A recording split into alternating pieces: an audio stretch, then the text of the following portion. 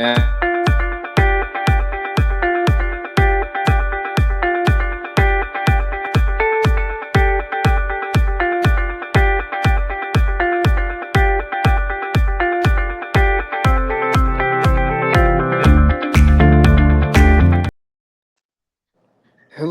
everybody. Welcome back to my channel. Welcome back to Life and Spiritual Empowerment with your host, Matthew Mann. I am very, very excited for this podcast today. I've been talking about wanting to get a guest on my show for the longest time, and I finally made it happen. Today, I have one of my very closest friends.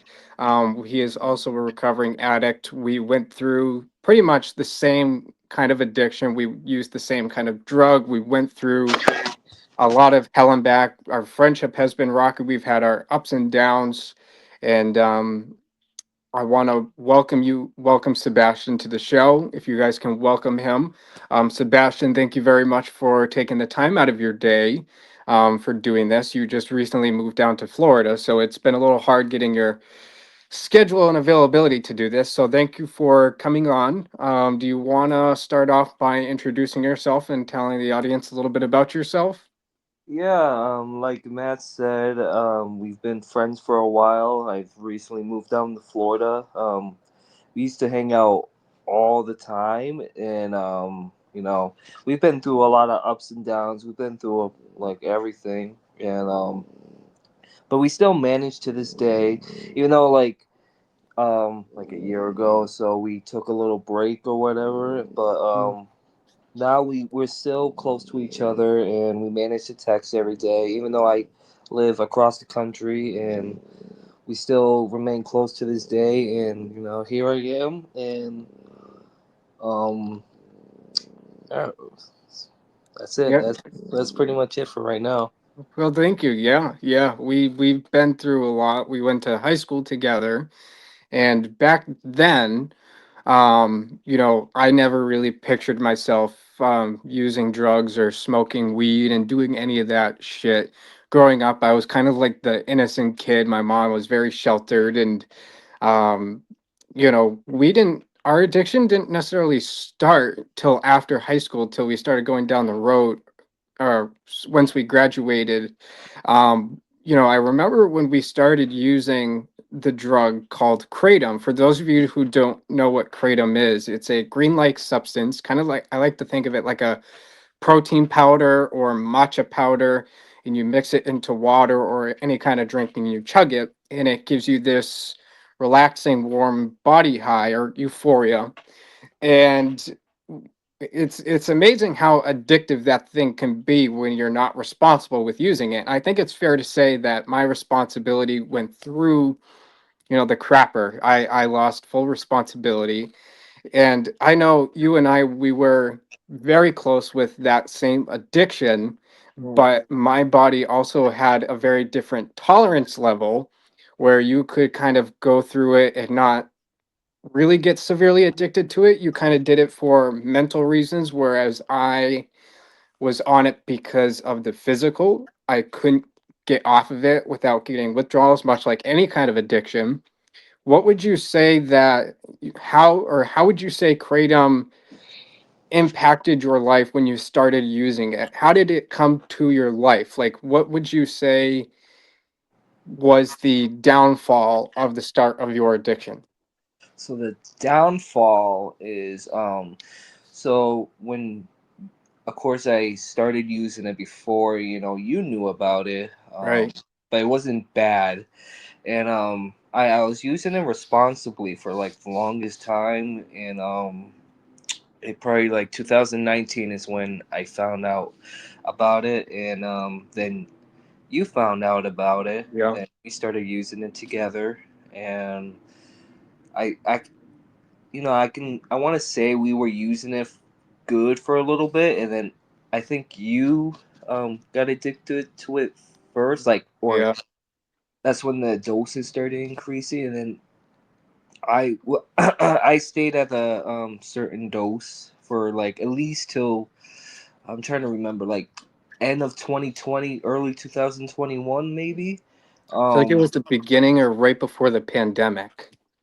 yeah, and then it's like I don't I don't know what happened, but as soon as like we got our bag, it was a different color, like a little brownish, Yeah. and it was still the same, but it was like the quality was a little bit worse, and that's when I started doing the bigger doses, and that's when it Yeah. went downhill for me because I was like chasing that feeling more, and I, that's I when it went bad for years. I remember you did mention that I did get addicted to it first, and that was very true because I remember when we first started using it, you were the one that told me not to continue using it. And I think right there, I mean, if you remember, I won't say their name to kind of protect their identity, but someone that was very close in my life, as you know who they were, um, they kind of disappeared from our life and friend group unannounced. I've talked about this a few times on my episodes before for anyone that's listened. And this was kind of like part of the downfall, also growing up with a verbally abusive parent. But when a certain friend of ours um, left our friend group without really any warning, it really got me in the gut. And so I started relying on Kratom. And I remember getting so attached to that body feeling. There was a day that me and you, we sat out on the deck at my house on a beautiful summer day and we used Kratom and it just felt amazing. The Hmm. body warmth, the weather was perfect, and we were just saying how much we love each other. That was a fun day, but Yeah. it little did we know the effects that would lead after. But I enjoyed that feeling so much that I started using it behind your back without you knowing, because at the time, Kratom wasn't being sold at convenience stores, and at the time, it was only through like online websites. And I remember you used to be the one that provided it for me, but when you weren't here, I would really crave that body euphoria. And so I would go on a website when you weren't here, because to point out to the audience, we hung out all the time. Like it was probably like usually every other day.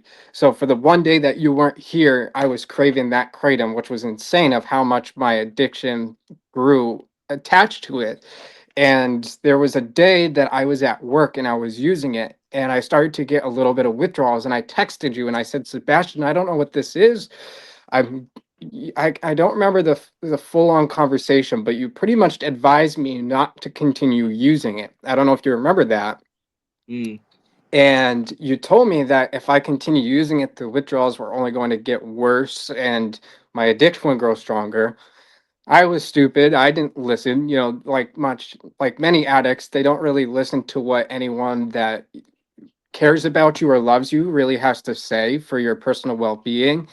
And I started using it and for a little while I started hiding it from you, even though you were using it, but I didn't want you to know how much I was using it. And I think that right there was the first sign of addiction. And when I remember when I told you, or you found out, and then I told you, and I just, we have a lot of regrets in that time frame. My addiction for kratom was about 4 years, and we did a lot of fucked up shit. Or I did too. I was stealing money from people. And what would you say, like when your addiction grew stronger through kratom? What was some signs that you noticed that it started affecting your physical health and mental health? Because I talk about mental health and addiction quite often on this podcast, and how alcohol or any kind of substance can affect your mind, but also your body, and how it literally rips away your life without you really having any control. So, what would you say was some s- effects that you started to see within yourself that affected your mental health and your physical health? Well, the physical, you know, we all know what happened to what we felt physically during the scary moments. Actually, That, before you actually say that, I want to point that out. The scary moments, what Sebastian and I went through it a few times. I've talked about having a heart monitor in myself. I've overdosed about 4 times on kratom. That was more like seizures. And what Sebastian talked about, just said about having scary moments, is we would use such high dosages, or specifically I, more than Sebastian, would use such high doses of kratom, and I would get close to having a seizure, but not quite. And these little, I don't want to say little because they were really scary um, moments that would last for maybe about 3, 4 hours, where your heart would pound, literally felt like you were going to die, literally a sign of an overdose. And those were very, very scary. So if anyone was wondering, that's what Sebastian was talking about. So go ahead, Sebastian. Yeah, it was very very scary, and of course, we're out of high school, and we have jobs, so it definitely will interfere when you're trying to work and stuff. It just makes the feeling even worse. Like, feel like you're gonna drop to the floor, and it's just such a really uncomfortable feeling. And Yeah. mentally, it's when I notice is when it started to get bad is when, like, I stopped taking working out seriously. Yeah, I How remember I that. used to always go to the gym, and Yeah. I don't even, what year was that? Like, I don't even remember at this point, but But like, we used to work out all the time. But then when our kratom addiction started, we used to work out to earn ourselves to do kratom at home. We would say, okay, we're going to go to the gym, we're going to work out hard, and then we earn the right to use kratom because it's we worked our body, our asses off, and now we can go home and relax. yeah, And yeah, yeah, it's, and then eventually it just, like, when it got really bad, it just, stopped. We stopped going to the gym altogether, and then, yeah, that's when I knew, I'm like, it's getting bad, and I have to look for a solution to, eventually end this, instead of, and also the money, like money, it just, money doesn't last forever. yeah, It just kept, yeah, and it got to a point where, I didn't suffer too bad financially, but it still got to a point where I'm like, I did not care if I spend it. Like, it yeah. didn't You affect. and you and I both. I was definitely more financially at ruins than you. I ultimately lost one of my jobs working at an automotive shop because of me using.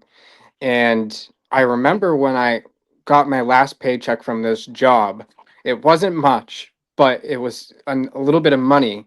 And I remember my father saying to me, he said, "You need to make sure that you use this money wisely. You only have $500 on this paycheck, and you need to use it until, or make it last until you get another job." I spent that money within less than a week on Kratom. And I remember just going to my dad for money nonstop. That was so hard because I would manipulate him to giving me money. And I've dealt with so much guilt in the past since I got sober. I've dealt with all these emotions, but with the guilt now, just looking back and the things that we did, my personal life coach once told me that whenever someone's dealing with addiction and in that time frame that they are an addict, it's not really them. So what you could say, like changing your perspective a little bit, is we're both sober now and saying, wow, the Matt back then that was an addict wouldn't wasn't really Matt. Or the Matt in high school wouldn't steal money from people. Same with you. Sebastian in high school wouldn't do this kind of shit. Sebastian during those times of kratom, that wasn't really me. That was somebody else or something else. The drugs that took over. And when you become an addict, it literally rewires your brain. Same thing with alcohol. I've talked about this before in my few other episodes about how alcohol really affects the brain and our chemicals in our brain, and the, what are they called, the neurotransmitters, they change, and we start doing things that we wouldn't normally do. I was always grown up to be respectful, to never touch drugs, never steal anything, and yet I was stealing money from people. Like, that's insane. Like, it's crazy how, addiction can really change somebody's mind. So when we when I got sober, we laugh about this now. But when I first got sober, I got a job working at Great Wolf Lodge, and we went through a period of time where I just randomly stopped texting you altogether. I don't. Me and Sebastian really can't figure this one out because I got sober and just I got a new job, and something says I don't want to talk to Sebastian anymore, and I completely cut him off. And what I mentioned a little bit ago about one of our ex friends just completely walked out of our lives without saying anything. This friend of mine was very, very close to mine. We've been through a lot of shit, and then she just walked out. I literally did that to Sebastian for some reason, and very hypocritical. But I remember when I reached back out to you, you told me that you had stopped using kratom and got sober, and you told me the challenges that you went through of working a job and while dealing with withdrawals, you didn't have access to the actual, like, what you would call appropriate resources, or the resources like rehab or going to a doctor. You went through it on your own, like cold turkey, right? Mm-hmm. How did Yeah. that how would you say, or what could you explain a little bit about that process or experience? Well, so it was really tough. I it took maybe like 12 hours for it to kick in. Um, The and then withdrawals? yeah, the Yeah. withdrawals, and when it kicked in, it's like, and it wasn't super bad during the day, especially if I'm like moving around. Like I'll still get the yawning, the cold sweats and stuff. But what Yeah. bothered me the most was the anti legs, like Hmm. anti leg syndrome. The And restlessness. Yeah. when I'm trying to sleep and stuff, that's when it bothered me the most. Like I couldn't sleep. My dreams were crazy. Like it was such a, and it lasted for like, um I don't even remember, like 2 weeks, 3 weeks, maybe a month, like Mm. of the worst. And if it was like that bad, I'm like, I was just thinking like, this was before, like, we started talking again. So I'm like, Yeah. I was thinking, I'm like, imagine like if it's like this bad, I can't imagine if Matt was forced to do it cold turkey. Like, Yeah. I couldn't do it cold turkey. That's where our body, like everybody's body is different. But I personally could not go cold turkey. I had to get help. I had to go to rehab. And for me, the withdrawals, as you explained, were like almost, you kind of went through like what would be, I don't want to say that easier because that's not right, but like I just went through some sort of mental and physicalness where there was a short period of time. I don't know if you remember this, but this was back when we were still using, and when kratom was only, you only had access to get kratom online. Sometimes your orders would get backed up, or your deliveries would come late, and through an addict's eye, that's really freaking scary, because then you're going to have to go through that time frame of going through withdrawals, and there's no backup. And there was a period of time for 3 days that I had 3 orders of kratom that I had ordered that had backed up, and you didn't have any. Some of our friends didn't have any, and I went through the most excruciating 3 days of physical pain and just absolute hell. It was scary. And I remember texting you at like 2 o'clock in the morning, 1 o'clock in the morning, saying, I can't sit still. I am pacing back and forth in my back and forth in my room. And Sebastian, where the fuck is the kratom? Give it to me. Like I was trying to call you to get me kratom somehow, and I just could not do it. Like, so I really give you props to that you did. Um, when my grandmother passed almost 3 years ago now from dementia, October 21st, 2022 is my sobriety date, but that's also her passing date. That's when I got sober. And I remember when I got sober, something in me told me that it was time. So obviously, in the 2 years that we didn't talk, you did get sober, but what was something that told you to get sober? What told you that it was time?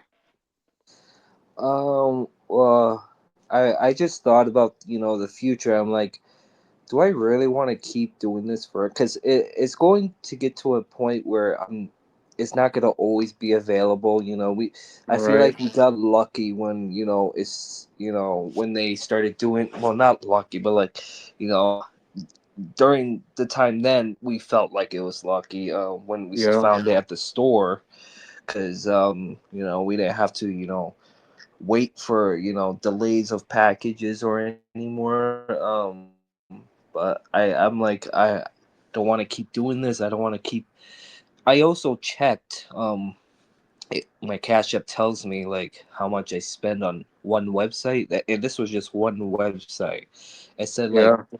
2,000 something dollars on just one website alone, and I'm like, this gotta stop. It's This it's gotta stop. crazy because kratom became more of a thing, and this is where I get sad now in the generation that we're going in, because I don't know about you, but I see kratom everywhere in public and stores. Like there's stores actually dedicated for kratom and kratom shops, and you can get them in convenience stores now. I believe there's certain spot in Florida that is really big on kratom, and I will see and hear people talk about it. And back then, doctors had no idea what it was, so it was like seemed like a blessing when kratom started to come into stores literally down the street from where we lived. And the local store that we would go to, I would literally go to every single day before work. And the total of it was, I still remember, $23 for a small bag of kratom. And because at the time I didn't have enough money to buy a full bag, so I just relied on that little amount. But it literally cost me over, like you said, $2,000, $3,000 in 1 month, or over $500 in 1 week. It was crazy. Sometimes I would buy these packages multiple times in 1 day, and our dosages just got insane. It's really sad to see the epidemic that we're going in, because people aren't realizing the dangers that kratom has. Obviously, it's plant-based and it's natural, but for people that are using it irresponsibly, it really is dangerous. Even if you do your research, now it's becoming more of a thing, and there's more what's it called? More knowledge on it and what it actually can do to people. Back then, it used to help people get off heroin and cocaine, right? Mm-hmm. Yeah. And now, like when me and Sebastian started using kratom, we weren't addicted to anything. We just started using kratom, and the withdrawals can literally mimic heroin or cocaine or fentanyl. It's sad to see the amount of people that are using it without the knowledge that it can do to your body physically and mentally, because it really did put me through the freaking ringer. It was scary. And I'm very glad that we are sober now, and I think that's also one of the reasons why we reconnected. There was something in me that just said it's time to text Sebastian again, and it worked out. So I mean, I'm really glad that you got sober. So what I also want to ask you is, because specific episode is addiction and mental health, so it's a little bit of combination of both. And I remember going to high school with you, and you dealt with like a lot of depersonalization and brain fogs, and where you feel like you would kind of just step out of your body and just not really be present with what is. Do you still get those, or like how did you deal with that kind of stuff? Because I know there's a lot of people out there in the world, especially in high school, going through that kind of problem. So I do still deal with it to this day, but it's not as it doesn't bother me as much as it did back in the day compared to because I know more about it now. I know more about the derealization now, Yeah. so it's not as scary. But when so back then, Start with that when I was a kid. It all started with ADD. I had ADD in school. Yep. Had a little bit help, and then like as the years go on and go on, it felt like something else was happening. I I'm not I have I used to have a psychiatrist when not anymore, but when I did, I also eventually got diagnosed with OCD, but that was later, like later in life.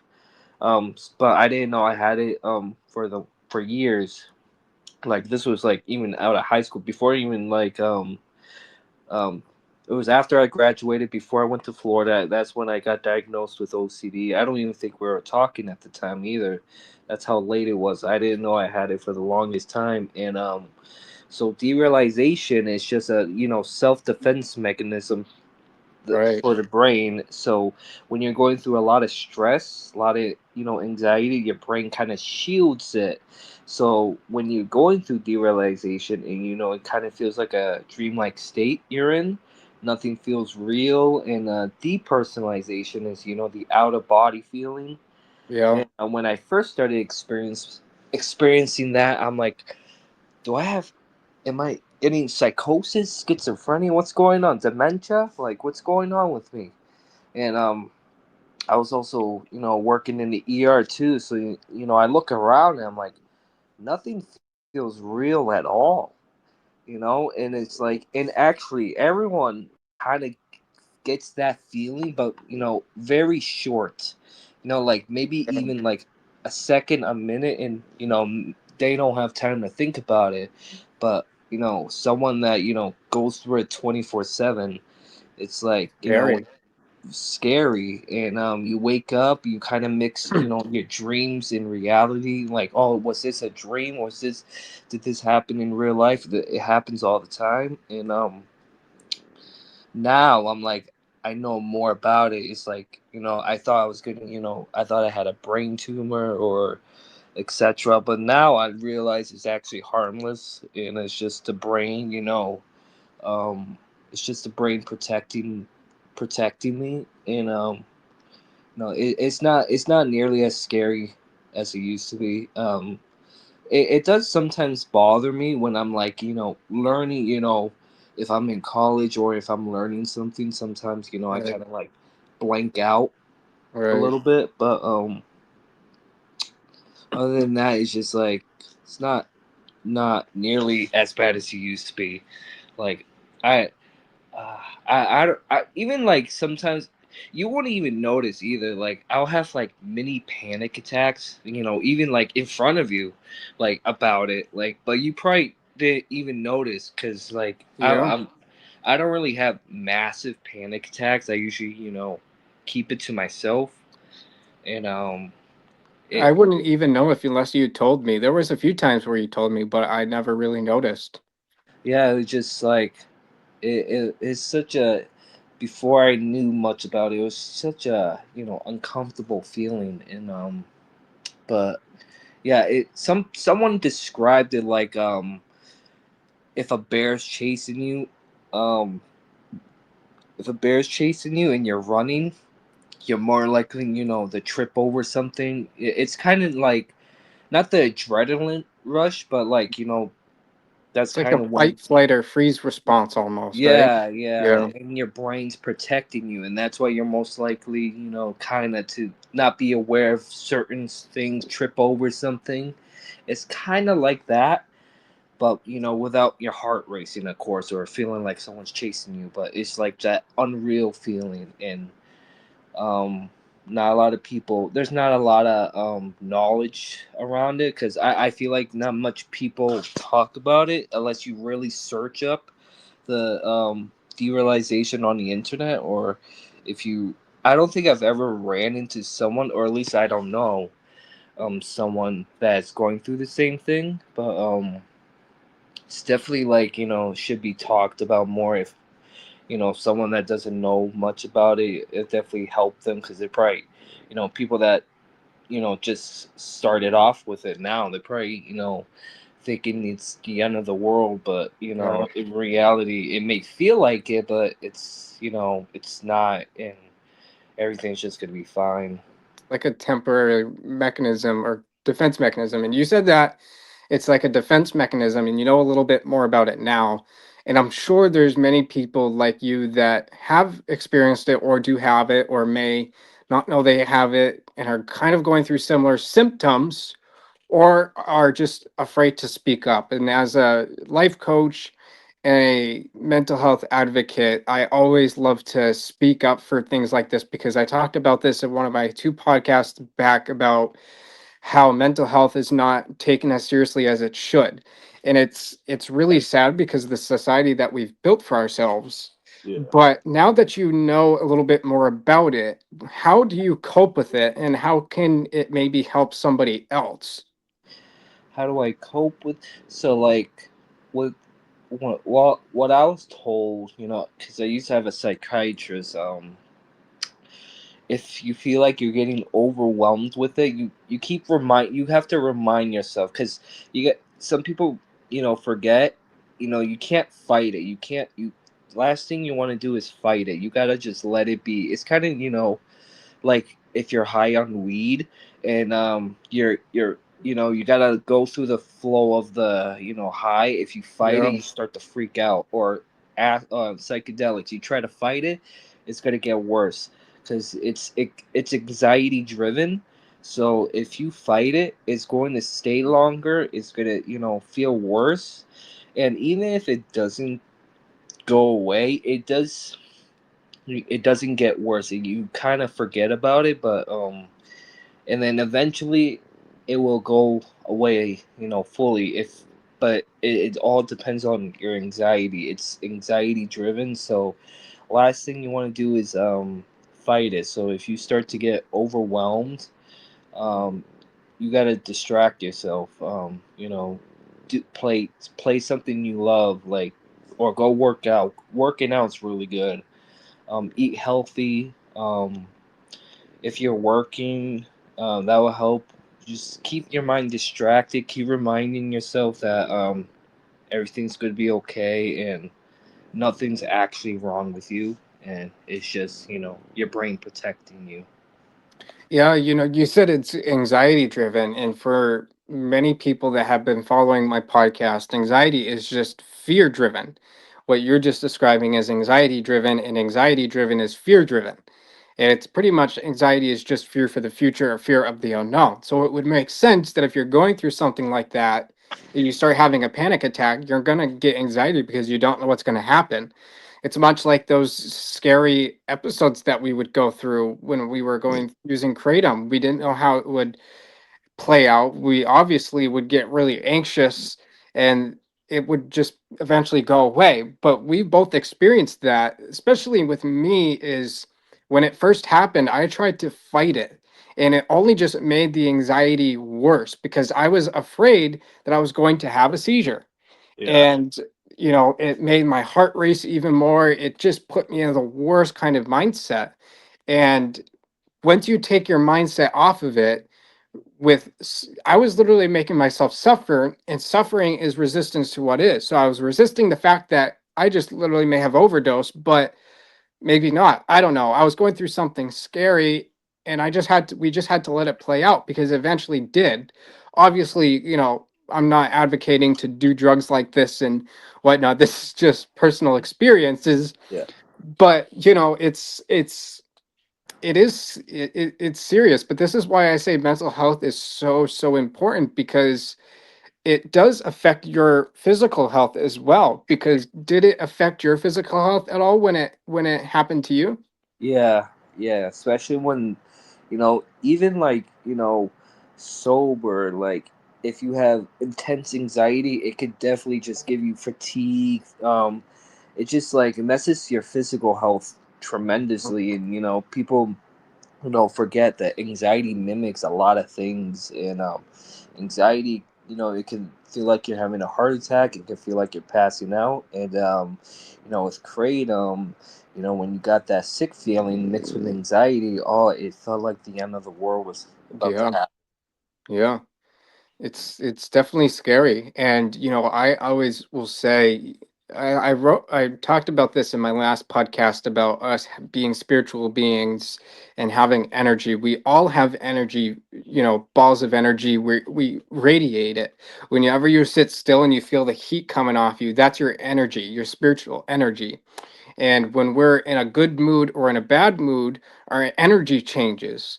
And when we get anxious, our energy becomes like a dark cloud almost, and it literally takes over our entire body, and sometimes it may even make us do things that we're not even aware of, which is also really scary. So I think it's just really important, like you said, to for anybody that's kind of going through that, is to just acknowledge that it is happening. It's scary, let it play out, and then maybe try to come up with a solution of how to deal with it or cope with it going forward. And you obviously did that. And kind of going back into with being sober, what are some things that you've been doing to help you keep sober? Because there's probably, I had the luck of going to rehab, but I know there's a huge crisis or addiction epidemic in America for people that don't have resources to go to rehab or a doctor. And I'm sure you did, but you just, with, situations in life you couldn't. Um, but there's so many people that couldn't go to actual rehab, and for you to go through it on your own and go through the withdrawals cold turkey in dealing with it, is there anything that you could say that might help other people that were or are going through similar things? Because many people don't have access to that. The healthcare is stupid, it's fucked up. That's why we Yeah. call it the healthcare crisis. Many people can't afford it, and treatment like that is messed up because you can't afford it. So you get people that are just overdosing and dying on drugs. So what are some things that you can have the audience hear that might help them going forward in something like this? If you're unfortunately going through that, it is unfortunate. Not everyone is going to have access to that. I think everyone should have it, for free if you're really, if you really need it. Yeah. But if you are stuck in that position, do not, you know, do not think it's going to be, easy. Don't do it and like don't let your ego get in the way and be like, it's gonna be easy, I got this.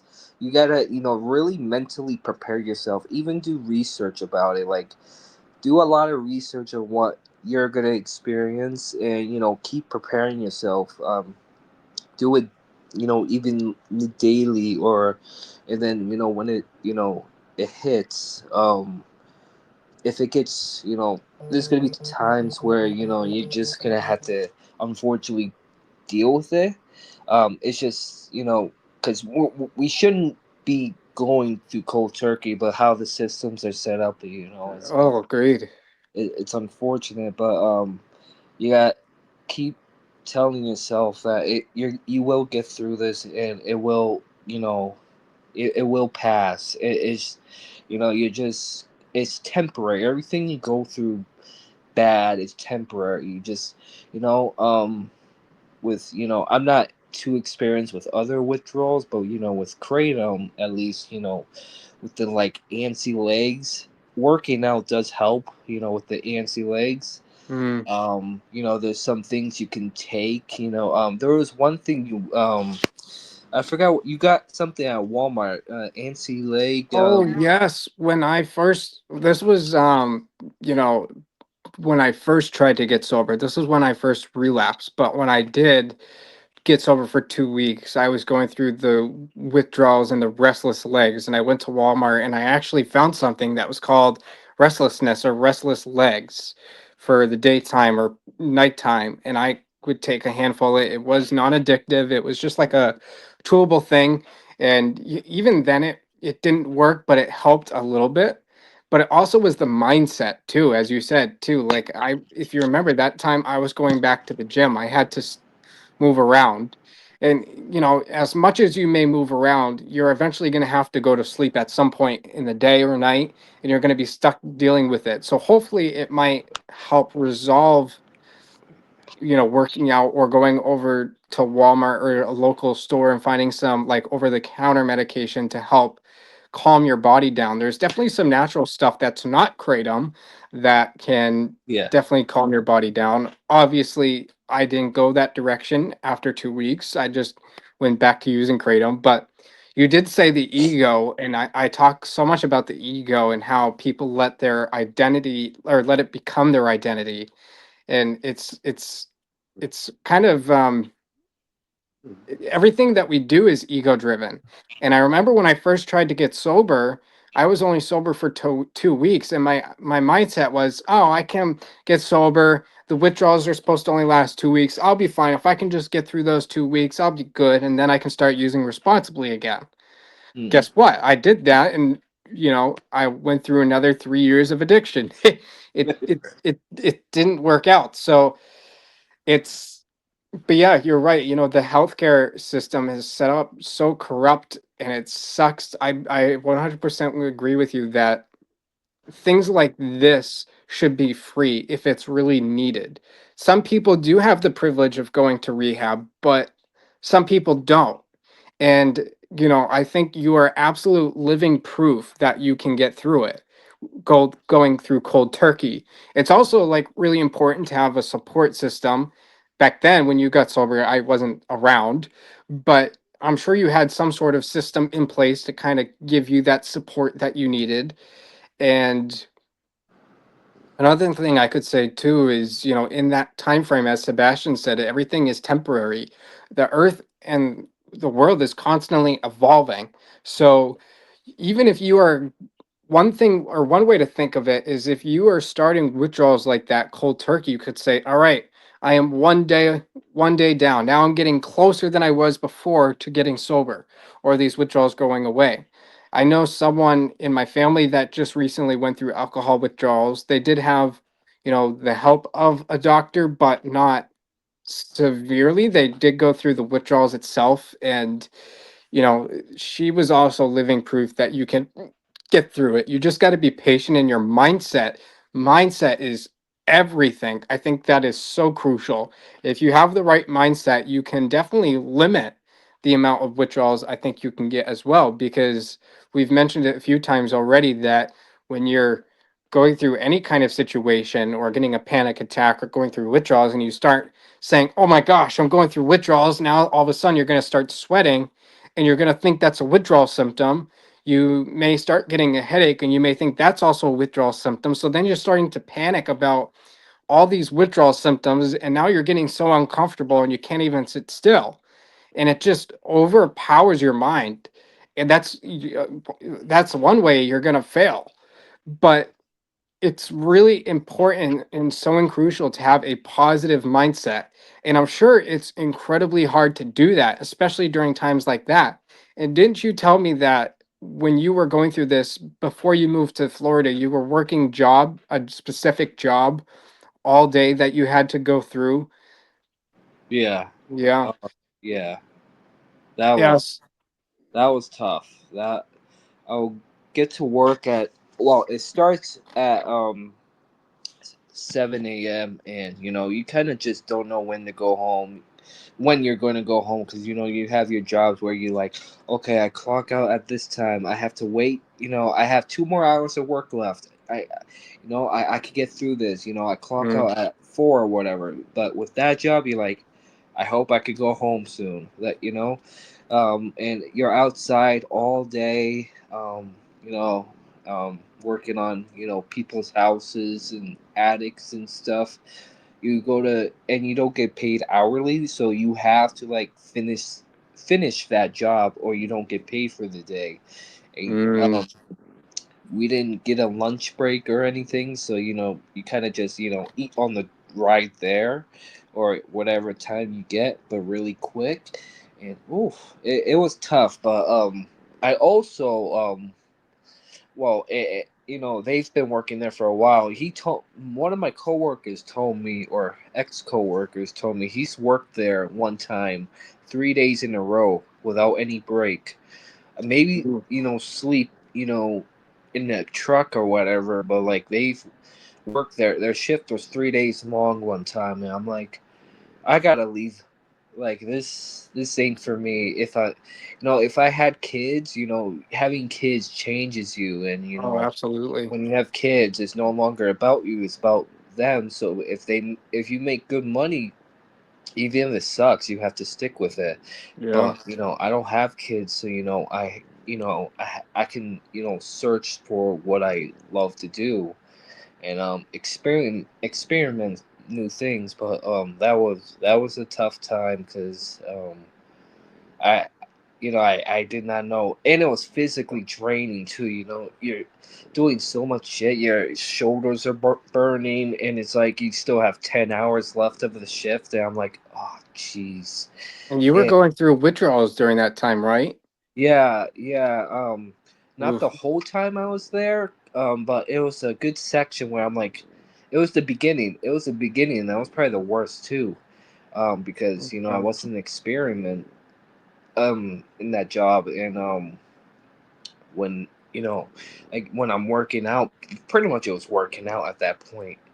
I get this weak feeling, like not like I'm gonna pass out, but like just like weak, like, oh, I have no energy. But I kind of felt like I was on autopilot at that point because it was so draining. But I'm glad I eventually got through it, because that was tough. That was tough. That's And why I say mental health is so, so important. Even if you take like first responders or healthcare workers, especially with healthcare workers and people that work in a hospital, they work long, long shifts, 12 hours, 20-hour shifts, whatever it is, and sometimes they'll work back to back shifts, and at a certain point they require them to, if they can't go home, they can go take a break and they will sleep for a little bit to get re-energized and refreshed. It like I've noticed too with jobs, a lot of jobs these days, especially specifically like on hands working kind of jobs, don't really care much about mental health. It sucks.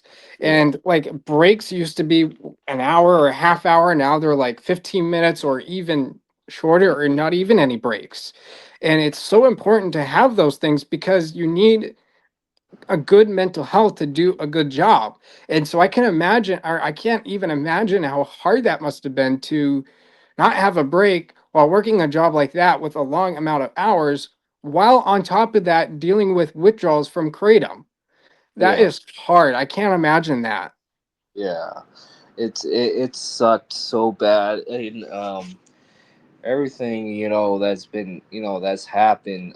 It sucked so bad, but also at the same time, it made me mentally more prepared for other things.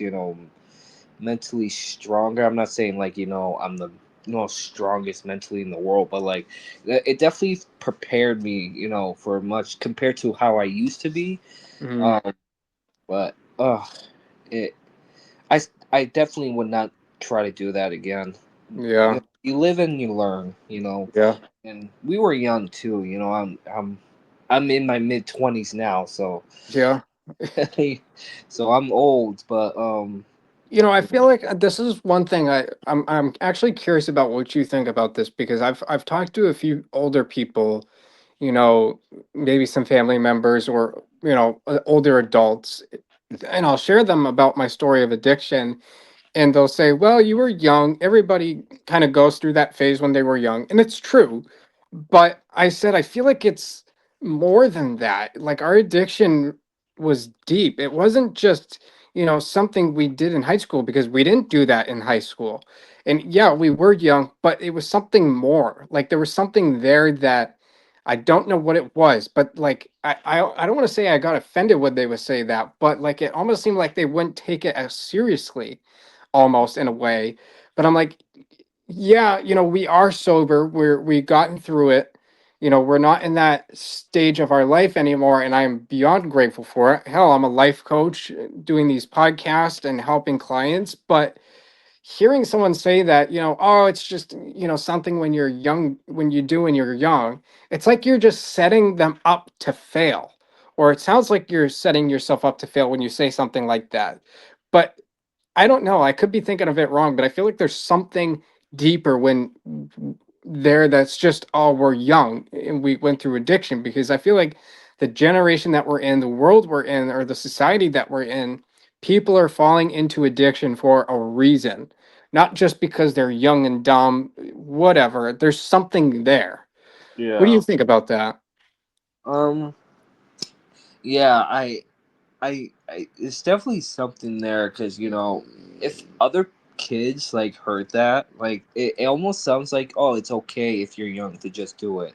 That's what Yeah. it almost sounds like, kind of like, oh, you're young, it's okay. Like it's just like I feel like not everyone, but like I feel like especially older people. Some older people don't take mental health as seriously unless it's them going through it. But Yeah. like someone else, it's almost like they know exactly what it's like to be in your head, and they're like, oh yeah, this is you're fine, this is what's going on, and this is how you feel, and and I feel like there should be I feel like people need to think with more knowledge, and just really just try to put your feet in someone else's shoes, and just try to understand someone else without judging them, or like just saying, oh, you're it was a piece of cake, like you it really wasn't that bad for you, you're Yeah. mental health, you're a grown, be a man, or stuff like that. Like um even like grown-ups older than us are going through it bad right now, even worse than us, and Yeah. sure you know people that are older than us that been through or are still going through bad times, and maybe worse than us or whatever. Yeah, I mean, before I actually say what I'm about to say, we got maybe about 10 minutes left of this podcast. But what I want to say, like, to really bring this out into a broader picture is, one thing I've learned about being in a recovery is there's no competition. You can't compete with other people. I find that there's such a great community when it comes to addiction and or people that are in recovery. There's such a great community of people that really support each other. There's no competition, but the competition or the judgment comes from people that aren't. And yeah, maybe my story and your story may not be as severe as other addicts, but there is a similar picture in it. And we all go through addiction for some sort of reason, whether it's a trauma in our past or trauma that we're going through or whatever. Um but it's I think this is why we can't keep judging people whenever we see someone that's an addict that we walk by on the street, or you see someone and you say, "Oh, they look like an addict. I don't want to be with them." Or you get somebody that, is a recovering addict and they've lost everything in their life and they're trying to rebuild their life and they try to, get a job. You know the show we love watching, Mom, right? Yeah. That show, for people that don't know the show Mom, it's on Hulu and it's a recovery based show about women that are recovering alcoholics, and they go through the process of 8 seasons of how their life is when they are an addict, when they get sober, the difficulties of it, and trying to get a job. And I feel like the society makes it really hard for recovering addicts to get jobs or even try to be associated with anything in life. They hold that some sort of judgment over our heads because we're an addict. And I think that's one of the things that's really messed up with the society is there's so much judgment for people that are addicts. We're not bad people. Maybe some are, but we're not. We've just did some stupid things. Just Yeah. because stole money from people, you may say, oh well, he stole money from people, he's a thief. But you have to think of the bigger picture. Was he a thief before he was an addict? Was he a thief while he's in recovery? No. So he was only an addict while he was only a thief while he was an addict. Okay, so maybe it was the drugs that was making him do that. So I should really take that kind of judgment out of the picture. I think this is why we need to bring awareness back to mental health and addiction. You said it yourself, even with mental health, where people don't take it as seriously, or sometimes older people say, be a man and toughen up. But you know, you the generation that we're in is different than it was 50 years ago. The world is constantly evolving, and the society that may have worked 50 years ago is not working now. So it's causing a problem for people in the mental health area and in the addiction area, that's causing their life to crumble. And there's a reason why they're going into addiction. And it's definitely not being taken as seriously as it should. So I feel so bad for people that get treated like a prisoner if they are trying to become a recovering addict. It's hard for them to get a job sometimes because there's that judgment there. It's sad. Yeah, it's sad, especially when it's your own people you're close with that are not taking you seriously. Family. Yeah, like family, siblings, your parents, or friends, or whoever not taking you seriously. And I get like there's people out there that make people that are actually struggling look bad. There's some people that are exaggerated, like, Yeah. and that are not. I can't pick who's doing it because it's hard because I'm not in their head. But like, I get these people out there that make us people that are actually struggling look bad, and there's for like ADHD, for example, some people or OCD, some people clean and they say, "Oh, I have OCD," and but it's really, but they really don't, and it's actually really deeper than that. And some people may not have knowledge of OCD. Some people just think OCD is just like clean, but really it's just deeper than Deeper. that. And Yeah. then it makes it unfortunate for someone like someone that like me that's actually going through OCD, and people are unaware of what it's actually like, because you got some people normal, I'm just gonna say your average person Yeah. saying they got the OCD, and they really may don't might don't, or maybe they do, I'm not sure. But I know, like, everyone's different, and there's a lot of people out there that actually is struggling in silence, so, feel like they can't be heard, because you got people they love that are not taking them seriously. They may think we're exaggerating. Yeah. And think, oh, he's just one of those people that are just exaggerating, don't know what he's talking about. Maybe he's just too sensitive. But in reality, we're going through absolute hell, and not having the support is just making it worse. Yeah. It's very sad. I think, mental health, I talk about this so much, the balance between mental health and our physical health, and how it's just as important. I think when someone has a panic attack, even though it's fear driven, it could be just as scary. Or someone that is feeling thoughts of self-harm, or thoughts of wanting to leave the world, um it should be taken just as seriously as someone having a heart attack in a hospital. It's just as serious. And it really bugs me in a way that I just feel frustrated for the society that we're in, because we get judged for wanting to, have those thoughts. But if the society that we're in was better, we wouldn't have those kind of thoughts to begin with, of wanting to end our lives. It's messed up. And even if you think, like, even at the hospital that you worked at, the mental health unit or the psych ward or whatever it was called, a Yeah. lot of those places you walk in and all the patients aren't really being treated really well, or there's no proper treatment in there. It's just to hold them to make sure they don't go crazy on other people or whatever. And there's no treatment or care or sympathy or compassion and empathy. And people that are going through this, it should be taken just as seriously if someone is having a heart attack in a hospital or is on their deathbed. It's because someone that has thoughts of wanting to end their life should be taken just as seriously. It's sad. Nobody should ever be having those kind of thoughts in their head. I used to have them.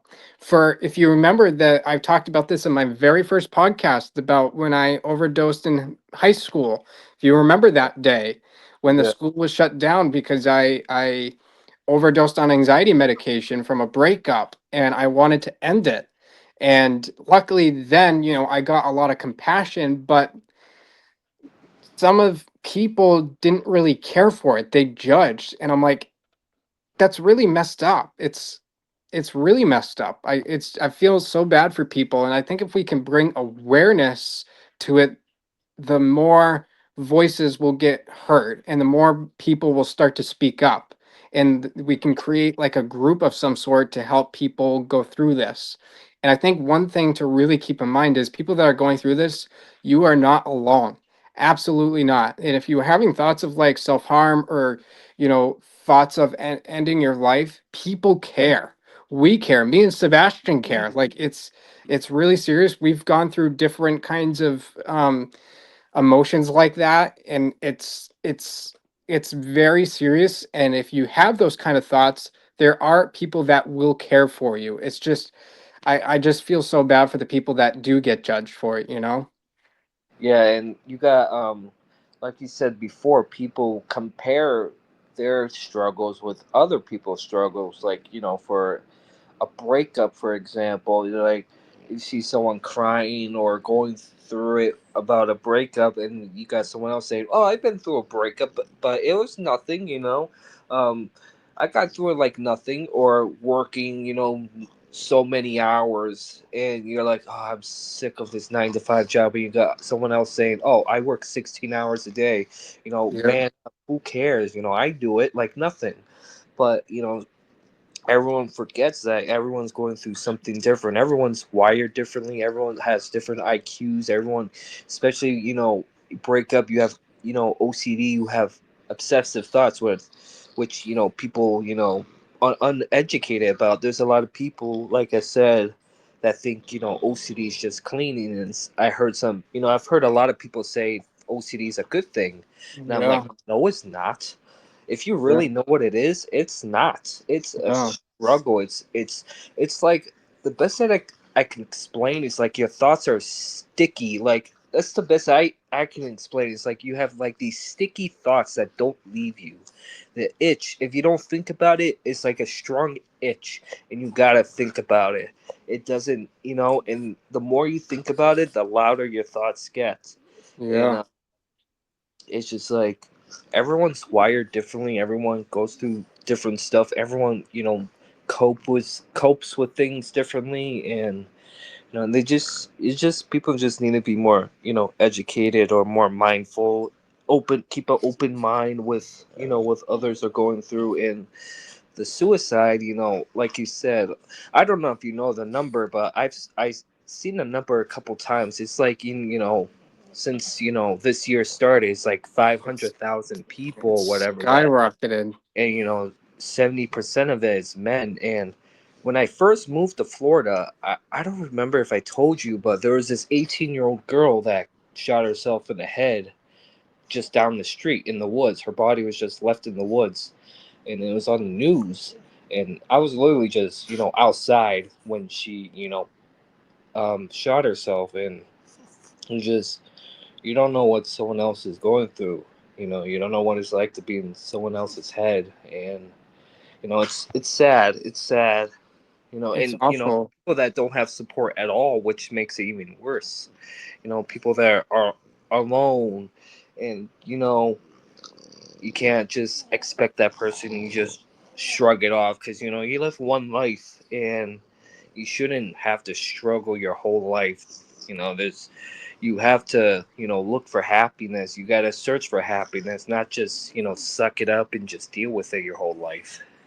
Yeah, yeah, I don't know the actual number for the suicide rates, but I know they're up. And if you just look at the way it is, I'm gonna wrap up in just a minute with this. But what I'll say is, you take people that um, do commit suicide, and then all of a sudden the care starts coming in, the compassion starts flooding in, saying, "Oh my gosh, I can't believe they did that," and then they start bringing awareness.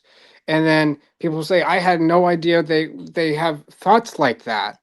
And it's when you think about it, it's truly messed up because it's like, of course you didn't know about it because they felt like they couldn't come to you about problems they had in their life.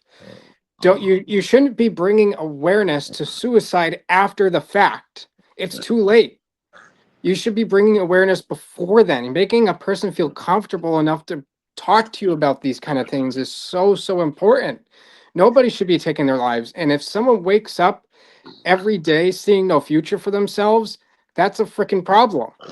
And it's not just happening in Florida, it's happening everywhere. It's happening here in Massachusetts. It's happening all over the country, and it's messed up. The suicide rates are high, and the reason why is because we're not taking it the right route to take action. We bring awareness after the fact, and that's not how it works. Say, oh, just like I said, you go, oh my gosh, I can't believe they did that. That's so sad. Why? You're really going to ask why? They've been crying inside their body for a long time, and they felt like nobody cared about them, and they just ended it because they don't see a future for themselves. That's messed up, and it's awful. So yeah, I seek absolute sympathy and love and compassion for that family that you were just describing or explaining. It's sad. I hope that family is doing well, or doing as well as they can for a time like that. That's just awful. No parent should ever, or person should ever, have to deal with that. It's just awful, absolutely awful. Yeah, it's sad. It's I don't know if I already said, but she was 18 too, Wow. Yeah. very It's young. it's it the ages like the suicide rates are around that age too. It's Yeah, horrible. and you don't realize until you get older how young 18 is, or even Yeah. like how old we are now. You're 24, I'm 25. When we get to our 30s, we're gonna look back and like, wow, that we were young. Like, Yeah. we don't realize how young that is till we get older, and 18 is literally a kid. Like, It's even literally a are kid, in senior year, graduated or just graduated. You should be yeah. seeing the future, not the end of your life.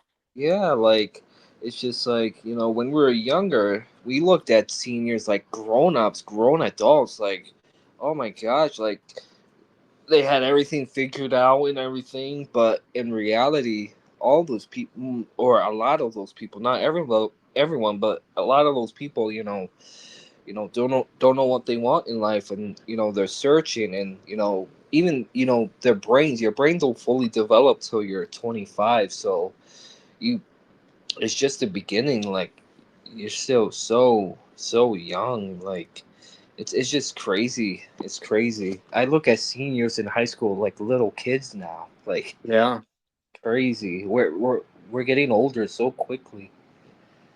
And yet it seems like the generation that we're in, or the society that we're in, is just crumbling to pieces, and obviously so, because the society that we've built isn't working, and obviously younger people aren't seeing a future for themselves, and that's really just a sad thing to think about. Yeah. But we're gonna wrap up. Before we say goodbye, is there anything else you want to add for the viewers that can hear or listen to? Um. Well, if you know, all I can say is keep your head up. I don't know if you keep your DMs open, for your viewers, right? I'm sure. Yeah. You know, Yeah. you I'm sure Matt is willing to talk with Absolutely. me, and Matt are willing to talk with whoever, and about whatever you want, and just keep your head up, and keep keep doing your research, keep looking up things. If you're curious, just keep doing your research, because I know a lot of research. Also, Reddit has helped me a lot, or Yes. TikTok. You go in the search bar and you look up things you're going through, and then you find people that are going through the same thing. That's what helped me a lot. Yeah. Support. And yeah, my comment section is always open, but if you ever people feel like they need to talk to me, my website is linked to my Spotify account or my Facebook account, or anytime I make a post or release a podcast, I try to attach my website link for Matthew's Life and Spiritual Empowerment Life Coaching. I do offer private life coaching sessions and services or recovery support groups as well, or just even support in the mental health, or if you just don't, if you like those specific support groups, I don't charge anything because, like I mentioned, the health field in this world sucks with money, and people don't need to be charging are paying money if they're questioning their life and their mortality. So if you ever need to talk, you can always reach out on through my website, and you can find me on my email there, or find my email link to it, or just shoot me a message, and you can just be a part of that support group. I want to hopefully have Sebastian on more of these podcasts. I think that'll be a really good help to get more viewers in. But before I go, I want to say thank you, Sebastian. Thank you for taking the time out of your busy day. We've been both really trying to make this podcast happen. So thank you very much for taking time out of your day to hop on here and talk to me and to other people. And I really hope it helped the viewers that are struggling with addiction and mental health. And hopefully they can start speaking up. So thank you, Sebastian. Yeah, anytime. Uh, But alrighty, my friends, me and Sebastian are gonna head out, and I hope you guys have a terrific, terrific weekend. If you have any fun plans, enjoy them. If not, if you're just planning on relaxing, whatever, I hope you have a terrific weekend. And I will be back here on Tuesdays for next Tuesday's podcast. So, alrighty, everybody, have a good one. Take care. Peace.